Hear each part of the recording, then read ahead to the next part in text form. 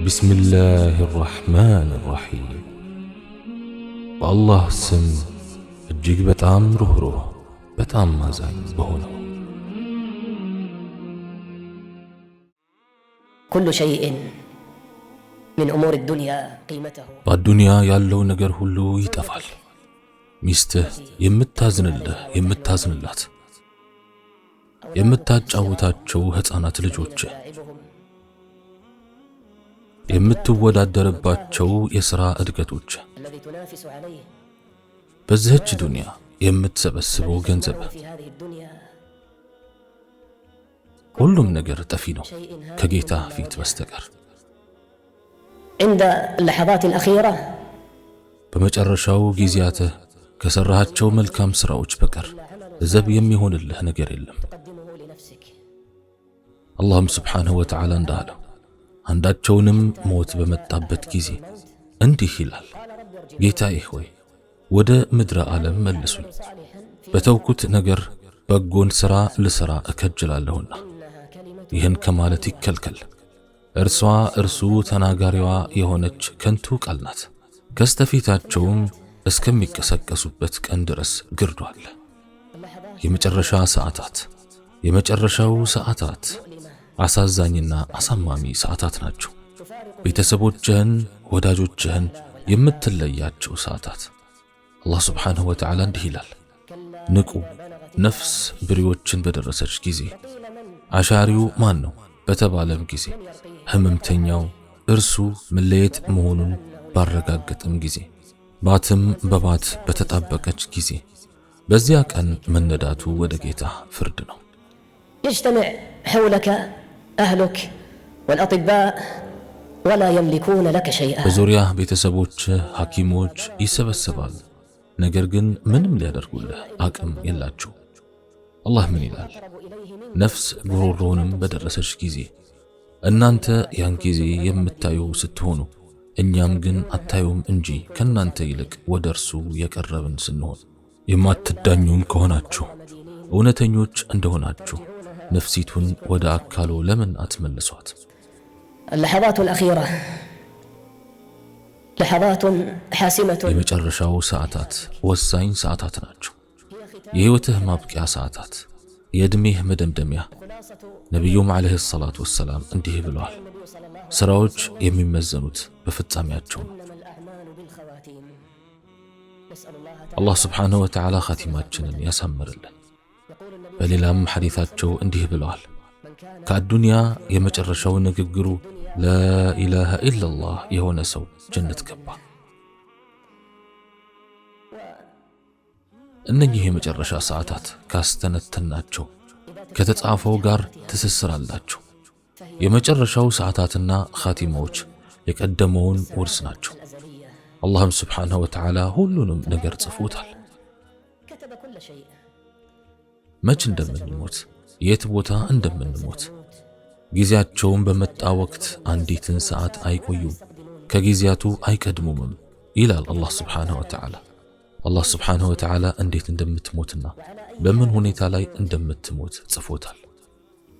ولهذا كان السلف رحمهم الله يخافون من السوابق ለዚህም ነበር ሰለፎች ከተጻፈው ነገር በጣም ይፈሩ ነበር። አንዳንዱም እንዳሉት የምእመናን ቀልቦች ከኻቲማዎች ጋር ተንጠልጥለዋል። እንዴት ይሆን ኻቲማችን ይላሉ። ከምእመኖችም በደረጃ ከፍ ያሉት ባለሟሎች ደግሞ ቀልቦቻቸው ቀድሞ ከተጻፈው ጋር ተንጠልጥለዋል። ምን ተጽፎብን ይሆን ብለው ይጨነቃሉ።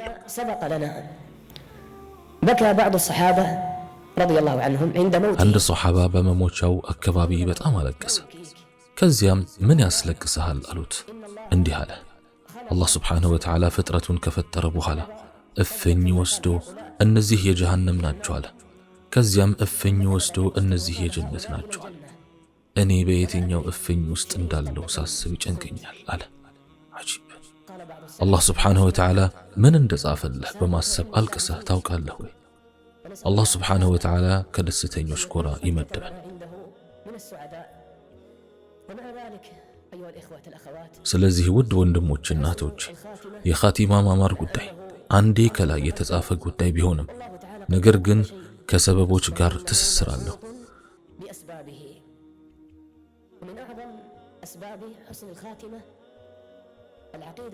ለኻቲማ ማማር አንዱ ሰበብ ትክክለኛ ዓቂዳ፣ እውነተኛ እምነት ነው።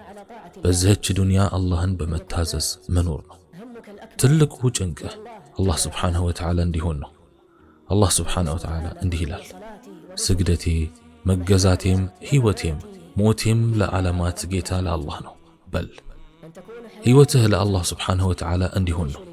ለአላህ መኖር ትልቁ ጭንቅህ አላህን አሳምረህ መገዛት ሊሆን፣ አላህን በማስታወስ ጥፍጥናን መቅመስ፣ ከሰዎች ጋር ስትተሳሰር ለአላህ ስትል፣ ስትሰጥ ለአላህ፣ ስትከለክል ለአላህ፣ ለራስህ ስትል ላትናደድ፣ ለአላህ ስትል ከኖርክ ለአላህ ስትል ትሞታለህ። ኻቲማ በላ ኢላሃ ኢላላህ እንዲሆን ያደርጋል። በሙእሚን ቀልብ ስላለው የኢማን ዛፍን በሚመለከት አላህ ስብሓንሁ ወተዓላ በተከበረው ቃሉ ከጠቀሳቸው ጥልቅ አናቅጽ አንዱ ይህ ነው። አላህ መልካምን ቃል ስራዋ በምድር ውስጥ የተደላደለች ቅርንጫፏም ወደ ሰማይ የረዘመች እንደሆነች መልካም ዛፍ አድርጎ ምሳሌን እንዴት እንደገለጸ አላየህምን? ምግቧን ወይም ፍሬዋን በጌታዋ ፈቃድ በየጊዜው ትሰጣለች። አላህም ለሰዎች ይገሰጹ ዘንድ ምሳሌዎችን ይገልጻል። ተውሂድና ኢማን እንዲህ ነው። ስሩ በሙእሚን ቀልብ ውስጥ የጸና ነው። በየቂንና አላህን በመፍራትና በሱ ላይ በመመካት የጠነከረ ነው። ቅርንጫፎቹም በጥሩ ስራዎች ከፍ ያሉ ናቸው። በእንዲህ መልኩ ሙእሚን የትም ቢሆን የተባረከ ይሆናል። ንግግሩ መልካም፣ ስነ ምግባሩ መልካም፣ በረከቱ የትም ቢሆን የሚሰራጭ። አላህ ስብሓንሁ ወተዓላ ይህንን ምሳሌ ከጠቀሰና በሙእሚን ቀልብ ኢማን ምን ያክል እንደሚጸና ከገለጸ በኋላ የጽናት አንቀጿን ጠቀሰ እንዲህ በማለት አላህ እነዚያን ያመኑትን በቅርቢቱም ሕይወት በመጨረሻይቱም በመቃብር በተረጋገጠው ቃል ላይ ያረጋቸዋል። ከሃዲዎችንም አላህ ያሳስታቸዋል። አላህም የሚሻውን ይሰራል።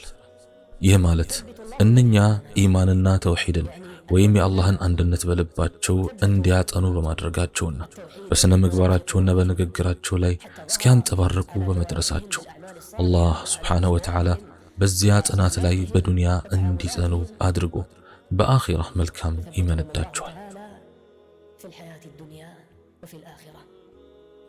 ውድ ወንድሞቼ፣ እናቶቼ፣ የመጨረሻዎቹ ሰዓታት እውነታ በሕይወታችን ሙሉ የሰራናቸውን ሥራዎች ፍሬዎች ናቸው። ከተፈጥሯዊ ሕጎች መካከልም አንድ ሰው ዕድሜ ልኩን በኖረበት ነገር ላይ መሞቱ ነው፣ አላህ ካዘነለት ውጭ። በመሆኑ ይህንን አስፈሪ ሐዲስ አስተንትኑት።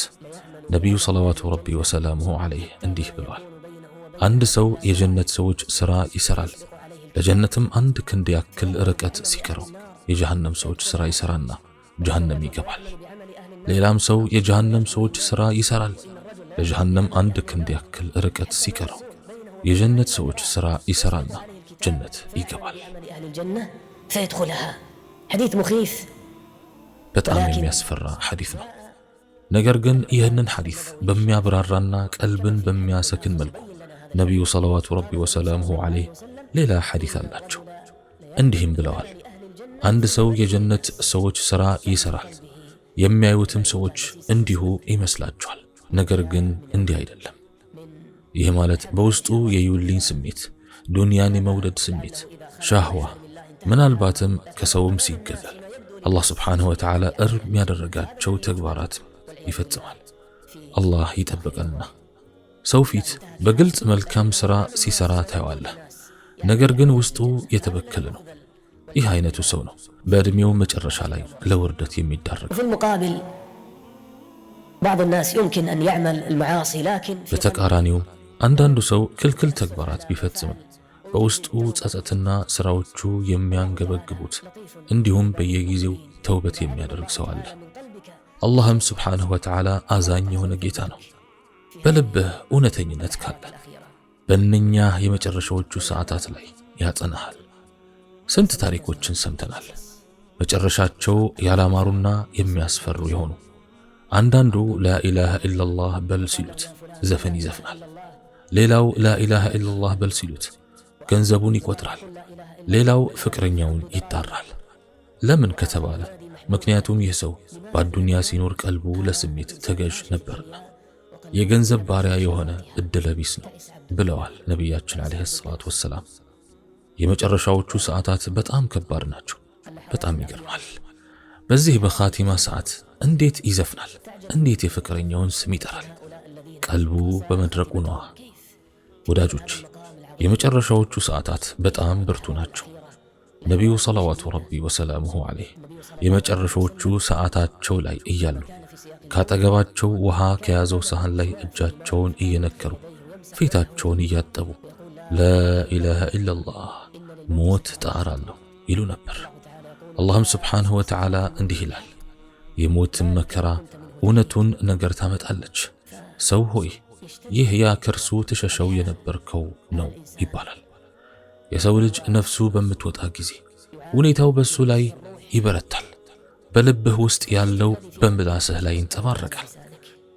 ስለዚህ በሕይወትህ ዘመን በኢማን ላይ አላህን በማስታወስ ላይ ከነበርክና ቀልብህ በአላህ ውዴታ የተሞላ ከነበረ ፍጻሜህ ያማረ ይሆናል። ደጋግ ሰዎች በእነዚህ የመጨረሻ ሰዓታት የተለያየና የተለየ ሁኔታ አላቸው። አላህ ስብሓንሁ ወተዓላ የመጨረሻው ሰዓታችን በጣም ደስተኛ ከምንሆንባቸው ሰዓታት ያድርግልን። نسأل الله تعالى أن يجعل لحظاتنا الأخيرة خير اللحظات في الدنيا. ወዳጆች በእነዚህ የመጨረሻ ሰዓታት የፈለገ ያክል ከባድና አሳማሚ ሁኔታ ይኖራል ብንልም ለሙእሚን በጣም ደስ የሚያሰኝ ፍጻሜ አላቸው። ነቢዩ ዓለይሂ ሰላቱ ወሰላም እንዲህ ብለዋል፣ አላህን መገናኘት የወደደ አላህ እሱን መገናኘት ይወዳል። አላህን መገናኘት የጠላ አላህ እሱን መገናኘት ይጠላል። ዓኢሻ ረዲየላሁ ዐንሃ ደነገጡ፣ ፈሩ። ከዚያም አንቱ የአላህ መልእክተኛ ሆይ ሁላችንም ሞትን እንጠላለን፣ ታዲያ እንዴት አላህን ለመገናኘት ሞትን እንወዳለን? فكيف نحب الموت ونحب لقاء الله؟ قال النبي صلى الله عليه وسلم ليس ذاك. ከዚያ ነቢዩ ሰለዋቱ ረቢ ወሰላሙሁ ዐለይህ እንዲህ አሉ፣ እንዲህ አይደለም። ሙእሚን ሞት አፋፍ ላይ ሲሆን አላህ እንደተደሰተበትና የላቀ ደረጃ እንደተቸረ ይበሰራል። ሙእሚኑም ከዚህ ከገጠመው መልካም ነገር የበለጠ የሚወደው ነገር አይኖረውም። በመሆኑም አላህን መገናኘት ወደደ፣ አላህም እሱን መገናኘት ወደደ። እንዴት አይደሰትም? ሙእሚኑ ይህንን ብስራት ከሞት መልአኩ እንዲህ እየተባለ ሲሰማ፣ አንቺ ነፍስ ሆይ ወደ አላህ እዝነትና እርካታ ውጪ። ከዚያም ነፍሱም በቀላሉ ትወጣለች። ሰለፎች ተጠየቁ፣ ወደ አላህ ስብሓንሁ ወተዓላ የሚመጣው በምን መልኩ ነው ተባሉ። እነሱም እንዲህ አሉ፣ ሙእሚኑ ልክ እንደ ለረዥም ጊዜ ከቤተሰቦቹ ጠፍቶ ሲመጣም በናፍቆት እንደሚቀበሉት ነው። አመፀኛው ደግሞ አሰሪው እንደተቆጣበት ባሪያ ነው አሉ። በእነኚህ የመጨረሻ ሰዓታት ካለፉ ታላቅ ሰው ነቢያችን ዓለይሂ ሰላቱ ወሰላም ናቸው። ህመሙ በጠናባቸው ጊዜ ቀልባቸው ከሰላት ጋር ነበር የተንጠለጠለው። ትኩሳቱ ባየለባቸው ወቅት ሰዎች ሰገዱ ወይ ሲሉ አይ እርሶውን እየጠበቁ ነው አሏቸው። ከዚያም ለመነሳት ሲሞክሩ ራሳቸውን ስተው ይወድቁ ነበር። ከዚያም በቀዝቃዛ ውሃ ከታጠቡ በኋላ ሰዎች ሰገዱ ወይ ይላሉ። አይ እርሶን እየጠበቁ ነው አንቱ የአላህ መልእክተኛ ሆይ ይለዋቸዋል። እንዲህ እያሉ 3 ጊዜ ደጋገሙ። ከዚያም መራመድ ከብዷቸው 2 ሰዎች ደገፏቸው። እንዲያም ሆኖ በመስጂድ መስገድን ነበር የሚፈልጉት፣ ምክንያቱም ሰላት የዓይናቸው ማረፊያ ነችና ዓለይሂ ሰላቱ ወሰላም። ከመሞታቸው በፊት ላኢላሃ ኢላላህ ሞት እጣራለሁ ይሉ ነበር። ሰላትን አደራ፣ ሰላትን አደራ ይሉ ነበር። ይህ የነቢዩ ዓለይሂ ሰላቱ ወሰላም ኑዛዜ ነው። ምክንያቱም ሰላት በዚህች ዱንያ ለአንድ አማኝ ተወዳጁ ነገር ነውና አላህ ፊት ቆሞ ሲለምነው ወደ አላህ ሲቃረብበት።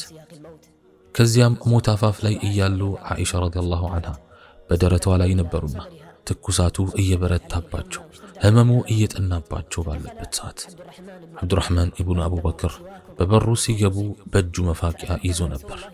ከዚያም ነቢያችን ዓለይሂ ሰላቱ ወሰላም መፋቂያው ላይ አተኩረው ማየታቸውን ዓኢሻ ስታይ ልቀበልሎት ወይ ስትላቸው ጭንቅላታቸውን በማወዛወዝ እሽታቸውን ገለጹ። ከህመሙ ብዛት መናገር እንኳን አልቻሉም ነበር። ከዚያም ተቀበለችና በአፏ አርጥባ ሰጠቻቸው። ትንሽ ቆይተው ራሳቸውን ሳቱ። ዓኢሻም ረዲየላሁ ዐንሃ እንዲህ ትላለች፣ ነቢዩ ዓለይሂ ሰላቱ ወሰላም እንዲህ ሲሉ ሰምቻለሁ። አንድ ነቢይ ነፍሱ ከመወሰዷ በፊት ሁለት ምርጫ ይሰጠዋል፣ በሕይወት መቆየት ወይም አላህን መገናኘት። ሞት አፋፍ ላይ ራሳቸውን መሳታቸውን ስትመለከት በቃ እኛን አልመረጡም አለች። ከዚያም ሲነቁ ጣታቸውን ወደ ላይ እየቀሰሩ ኢለ ረፊቅ አልአዕላ ኢለ ረፊቅ አልአዕላ اللهم الرفيق الأعلى اللهم الرفيق الأعلى اللهم الرفيق الأعلى ወደ ላይኛው ጋር ይሻለኛል ብለው የተከበረችው ሩሃቸው ወጣች። የመጨረሻው ንግግራቸው ኢለ ረፊቅ አልአዕላ ኢለ ረፊቅ አልአዕላ ወደ ላይኛው ጋር ይሻለኛል ነበር ያሉት።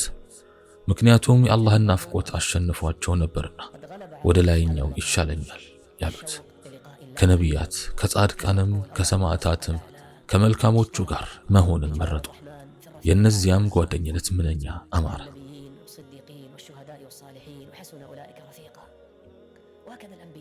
ነቢያቶች እንዲህ ናቸው።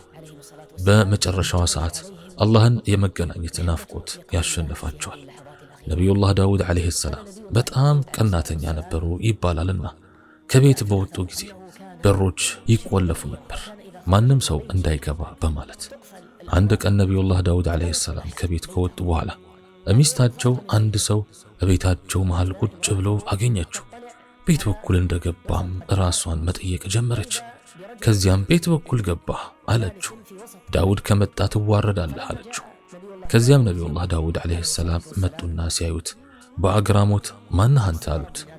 ከዚያም قال أنا الذي لا أهاب الملوك ولا يمتنع مني شيء እኔ ነገስታትን የማልፈራ ማንም የማይከላከለኝ ነኝ አለ። ከዚያም እንግዲያውስ በአላህ ይሆንብኝ አንተ የሞት መልአክ ነህ ማለት ነው አሉት። የአላህን ትእዛዝ በደስታ ነው የምንቀበለው አሉ። አስቡት ቤተሰቦቼ፣ ልጆቼን፣ ሚስቴን ልሰናበታቸው ትንሽ ጊዜ ስጠኝ እንኳን አላሉ። ከዚያም ወዲያውኑ ሩሃቸውን ወሰደ። ስንት ደጋጎችም ስግደት ላይ ሆነው የሞቱ አሉ። ስጁድ ደግሞ አንድ ባሪያ ለጌታው ቅርብ የሚሆንበት ሁኔታ ነው። አቡ ተዕለባ አልኹሸኒ የተባለ ሶሓባ አላህ መልካም ስራውን ይውደድለትና ሌሊት እየተነሳ ሰላተል ለይል ይሰግድ ነበር። አንድ ሌሊት ሴት ልጁ በህልሟ አባቷ ሲሞት ታያለች። ደንግጣ በመነሳት አባቷ የት እንዳለ ለእናቷ ጠየቀቻት። በመስገጃው ላይ ሆኖ እየሰገደ እንደሆነ ነገረቻት።